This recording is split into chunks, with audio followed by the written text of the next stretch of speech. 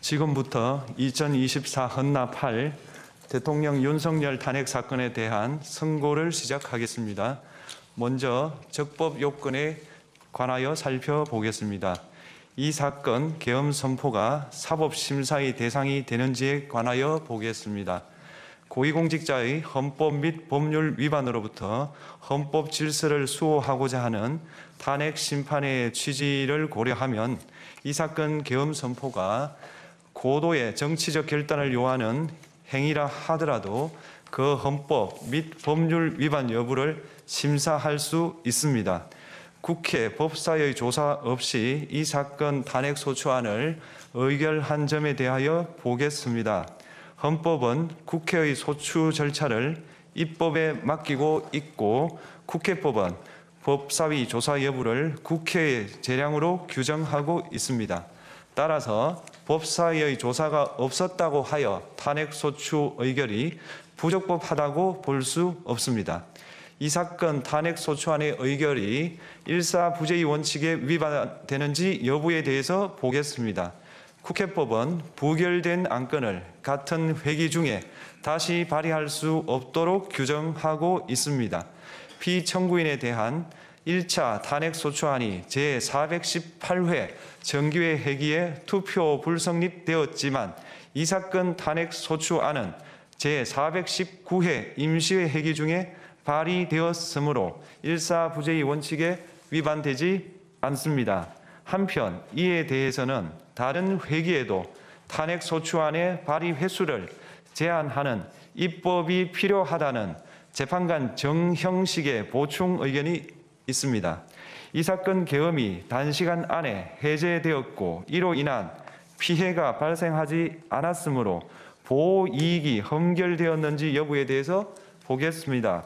이 사건 계엄이 해제되었다고 하더라도 이 사건 계엄으로 인하여 이 사건 탄핵 사유는 이미 발생하였으므로 심판의 이익이 부정된다고 볼 수 없습니다. 소추 의결서에서 내란죄 등 형법 위반 행위로 구성하였던 것을 탄핵 심판 청구 이후에 헌법 위반 행위로 포섭하여 주장한 점에 대하여 보겠습니다. 기본적 사실관계는 동일하게 유지하면서 적용 법조문을 철회, 변경하는 것은 소추 사유의 철회, 변경에 해당하지 않으므로 특별한 절차를 거치지 않더라도 허용됩니다.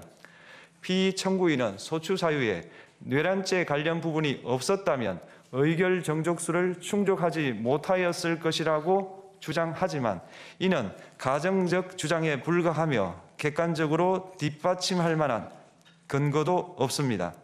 대통령의 지위를 탈취하기 위하여 탄핵 소추권을 남용하였다는 주장에 대하여 보겠습니다.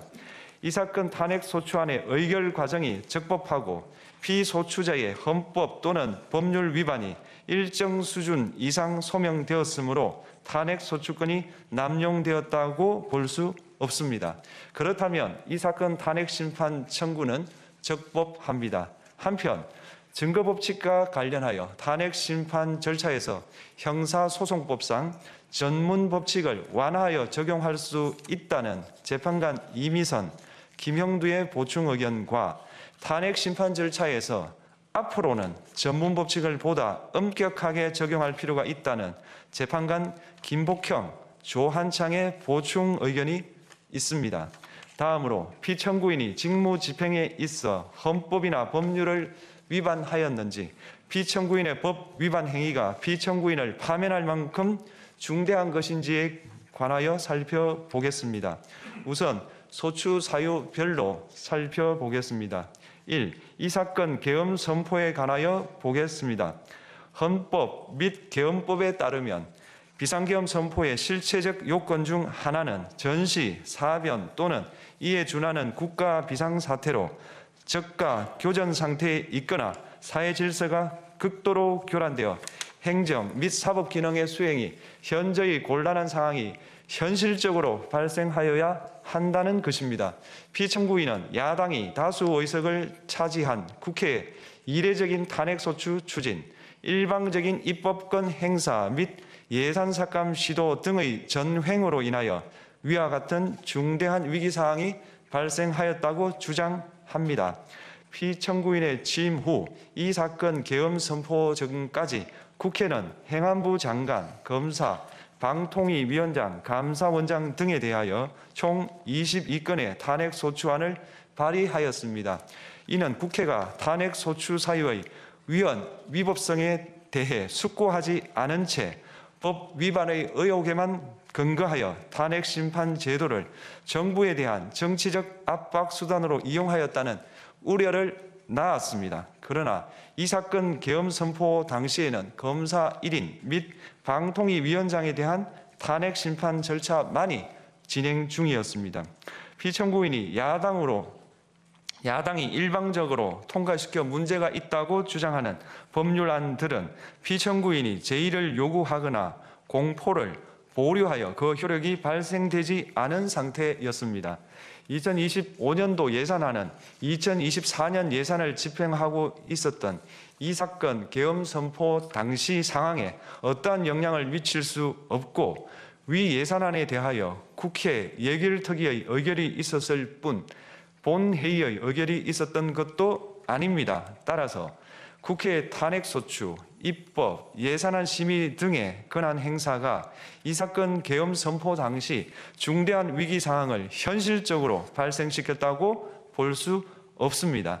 국회의 권한 행사가 위법, 부당하더라도 헌법재판소의 탄핵 심판, 피청구인의 법률안 제의 요구 등 평상시 권력 행사 방법으로 대처할 수 있으므로 국가 긴급권의 행사를 정당화할 수 없습니다. 피청구인은 부정선거 의혹을 해소하기 위하여 이 사건 계엄을 선포하였다고도 주장합니다. 그러나 어떠한 의혹이 있다는 것만으로 중대한 위기 상황이 현실적으로 발생하였다고 볼 수는 없습니다. 또한 중앙선관위는 제22대 국회의원 선거 전에 보안 취약점에 대하여 대부분 조치하였다고 발표하였으며 사전, 우편, 투표함, 보관장소, CCTV 영상을 24시간 공개하고 개표 과정에 수검표 제도를 도입하는 등의 대책을 마련하였다는 점에서도 피청구인의 주장은 타당하다고 볼 수 없습니다. 결국 피청구인이 주장하는 사정을 모두 고려하더라도 피청구인의 판단을 객관적으로 정당화할 수 있을 정도의 위기 상황이 이 사건 계엄 선포 당시 존재하였다고 볼 수 없습니다. 헌법과 계엄법은 비상계엄 선포의 실체적 요건으로 병력으로서 군사상의 필요에 응하거나 공공의 안정질서를 유지할 필요와 목적이 있을 것을 요구하고 있습니다. 그런데 피청구인이 주장하는 국회의 권한 행사로 인한 국정마비 상태나 부정선거 의혹은 정치적, 제도적, 사법적 수단을 통하여 해결하여야 할 문제이지 병력을 동원하여 해결할 수 있는 것이 아닙니다. 피청구인은 이 사건 계엄이 야당의 전횡과 국정위기 상황을 국민에게 알리기 위한 경고성 계엄 또는 호소형 계엄이라고 주장하지만 이는 계엄법이 정한 계엄 선포의 목적이 아닙니다. 또한 피청구인은 계엄 선포에 그치지 아니하고 군경을 동원하여 국회의 권한 행사를 방해하는 등의 헌법 및 법률 위반 행위로 나아갔으므로 경고성 또는 호소형 계엄이라는 피청구인의 주장을 받아들일 수 없습니다. 그렇다면 이 사건 계엄 선포는 비상계엄 선포의 실체적 요건을 위반한 것입니다. 다음으로 이 사건 계엄 선포가 절차적 요건을 준수하였는지에 관하여 보겠습니다. 계엄 선포 및 계엄사령관 임명은 국무회의의 심의를 거쳐야 합니다. 피청구인이 이 사건 계엄을 선포하기 직전에 국무총리 및 9명의 국무위원에게 계엄 선포의 취지를 간략히 설명한 사실은 인정됩니다. 그러나 피청구인은 계엄사령관 등 이 사건 계엄의 구체적인 내용을 설명하지 않았고 다른 구성원들에게 의견을 진술할 기회를 부여하지 않은 점을 고려하면 이 사건 계엄 선포에 관한 심의가 이루어졌다고 보기도 어렵습니다. 그 외에도 피청구인은 국무총리와 관계 국무위원이 비상계엄 선포문에 부서하지 않았음에도 이 사건 계엄을 선포하였고 그 시행 일시, 시행 지역, 및 계엄사령관을 공고하지 않았으며 지체 없이 국회에 통고하지도 않았으므로 헌법 및 계엄법이 정한 비상계엄 선포의 절차적 요건을 위반하였습니다. 2. 국회에 대한 군경 투입에 관하여 보겠습니다. 피청구인은 국방부 장관에게 국회에 군대를 투입할 것을 지시하였습니다. 이에 군인들은 헬기 등을 이용하여 국회 경내로 진입하였고 일부는 유리창을 깨고 본관 내부로 들어가기도 하였습니다. 피청구인은 육군 특수전 사령관 등에게 의결 정족수가 채워지지 않은 것 같으니 문을 부수고 들어가서 안에 있는 인원들을 끄집어내라는 등의 지시를 하였습니다. 또한 피청구인은 경찰청장에게 계엄사령관을 통하여 이 사건 포고령의 내용을 알려주고 직접 6차례 전화를 하기도 하였습니다. 이에 경찰청장은 국회 출입을 전면 차단하도록 하였습니다. 이로 인하여 국회로 모이고 있던 국회의원들 중 일부는 담장을 넘어가야 했거나 아예 들어가지 못하였습니다. 한편 국방부 장관은 필요시 체포할 목적으로 국군 방첩사령관에게 국회의장, 각 정당 대표 등 14명의 위치를 확인하라고 지시하였습니다.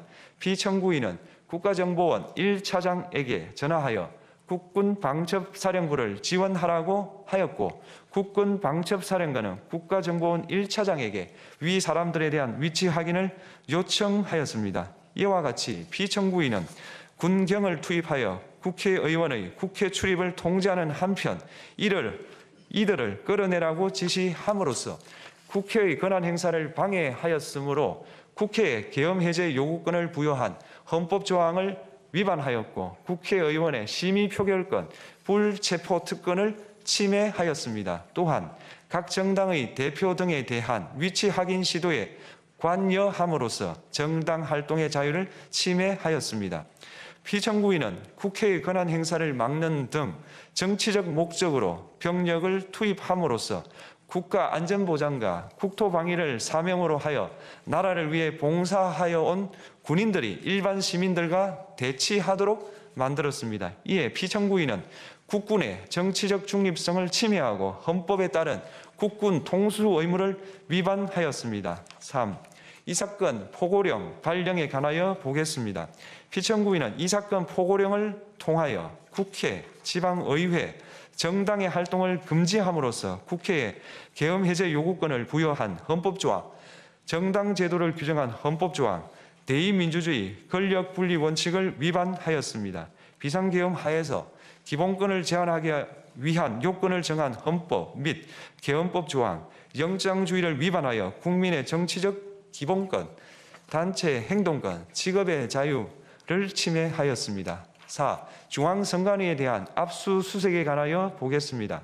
피청구인은 국방부 장관에게 병력을 동원하여 선관위의 전산 시스템을 점검하라고 지시하였습니다. 이에 따라 중앙선관위 청사에 투입된 병력은 출입 통제를 하면서 당직자들의 휴대의 전화를 압수하고 전산 시스템을 촬영하였습니다. 이는 선관위에 대하여 영장 없이 압수수색을 하도록 하여 영장주의를 위반한 것이자 선관위의 독립성을 침해한 것입니다. 5. 법조인에 대한 위치 확인 시도에 관하여 보겠습니다. 앞서 말씀드린 바와 같이 피청구인은 필요시 체포할 목적으로 행해진 위치 확인 시도에 관여하였는데 그 대상에는 퇴임한 지 얼마 되지 않은 전 대법원장 및 전 대법관도 포함되어 있었습니다. 이는 현직 법관들로 하여금 언제든지 행정부에 의한 체포 대상이 될 수 있다는 압력을 받게 함으로 사법권의 독립을 침해한 것입니다. 지금까지 살펴본 피청구인의 법 위반 행위가 피청구인을 파면할 만큼 중대한 것인지 관하여 보겠습니다.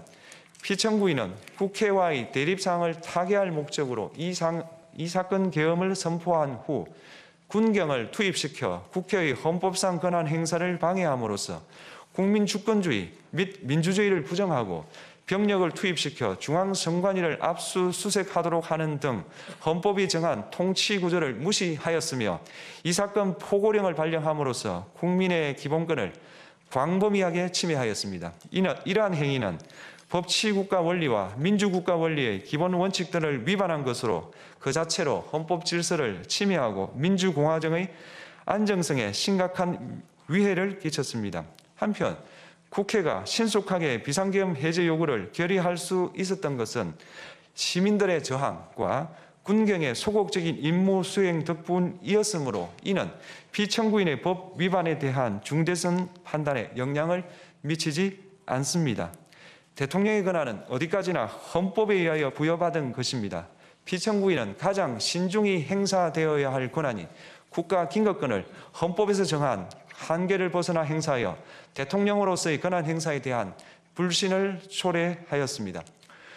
피청구인이 취임한 이래 야당이 주도하고 이례적으로 많은 탄핵 소추로 인하여 여러 고위공직자의 권한 행사가 탄핵 심판 중 정지되었습니다. 2025년도 예산안에 관하여 헌정사상 최초로 국회 예산결산특별위원회에서 정액 없이 감액에 대해서만 야당 단독으로 의결하였습니다. 피청구인이 수립한 주요 정책들은 야당의 반대로 시행될 수 없었고 야당은 정부가 반대하는 법률안들을 일방적으로 통과시켜 피청구인의 제의 요구와 국회의 법률안 의결이 반복되기도 하였습니다. 그 과정에서 피청구인은 야당의 전횡으로 국정이 마비되고 국익이 현저히 저해되어 가고 있다고 인식하여 이를 어떻게든 타개하여야만 한다는 막중한 책임감을 느끼게 되었을 것으로 보입니다. 피청구인이 국회의 권한 행사가 권력 남용이라거나 국정 마비를 초래하는 행위라고 판단한 것은 정치적으로 존중되어야 합니다. 그러나 피청구인과 국회 사이에 발생한 대립은 일방의 책임에 속한다고 보기 어렵고 이는 민주주의 원리에 따라 해소되어야 할 정치의 문제입니다. 이에 관한 정치적 견해의 표명이나 공적 의사결정은 헌법상 보장되는 민주주의와 조화될 수 있는 범위에서 이루어져야 합니다. 국회는 소수 의견을 존중하고 정부와의 관계에서 관용 그리고 자제를 전제로 대화와 타협을 통하여 결론을 도출하도록 노력하였어야 합니다. 피청구인 역시 국회의 대표인 국회를 협치의 대상으로 존중하였어야 합니다. 그럼에도 불구하고 피청구인은 국회를 배제의 대상으로 삼았는데 이는 민주정치의 전제를 허무는 것으로 민주주의와 조화된다고 보기 어렵습니다.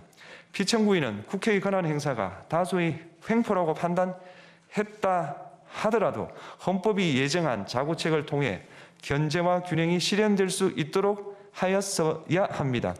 피청구인은 취임한 때로부터 약 2년 후에 치러진 국회의원 선거에서 피청구인이 국정을 주도하도록 국민을 설득할 기회가 있었습니다. 그 결과가 피청구인의 의도에 부합하지 않더라도 야당을 지지한 국민의 의사를 배제하려는 시도를 하여서는 안 되었습니다. 그럼에도 불구하고 피청구인은 헌법과 법률을 위반하여 이 사건 계엄을 선포함으로써 국가 긴급권 남용의 역사를 재현하여 국민을 충격에 빠뜨리고 사회, 경제, 정치, 외교 전 분야의 혼란을 야기하였습니다. 국민 모두의 대통령으로서 자신을 지지하는 국민을 초월하여 사회 공동체를 통합시켜야 할 책무를 위반하였습니다. 군경을 동원하여 국회 등 헌법기관의 권한을 훼손하고 국민의 기본적 인권을 침해함으로써 헌법소의 책무를 저버리고 민주공화국의 주권자인 대한국민의 신임을 중대하게 배반하였습니다. 결국 피청구인의 위법 행위는 국민의 신임을 배반한 것으로 헌법소의 관점에서 용납될 수 없는 중대한 법 위반 행위에 해당합니다. 피청구인의 법 위반 행위가 헌법 질서에 미친 부정적 영향과 파급 효과가 중대하므로 피청구인을 파면함으로써 얻는 헌법소의 이익이 대통령 파면에 따르는 국가적 손실을 압도할 정도로 크다고 인정됩니다. 이에 재판관 전원의 일치된 의견으로 주문을 선고합니다. 탄핵 사건이므로 선고 시각을 확인하겠습니다. 지금 시각은 오전 11시 22분입니다. 주문, 피청구인 대통령 윤석열을 파면한다. 마치겠습니다.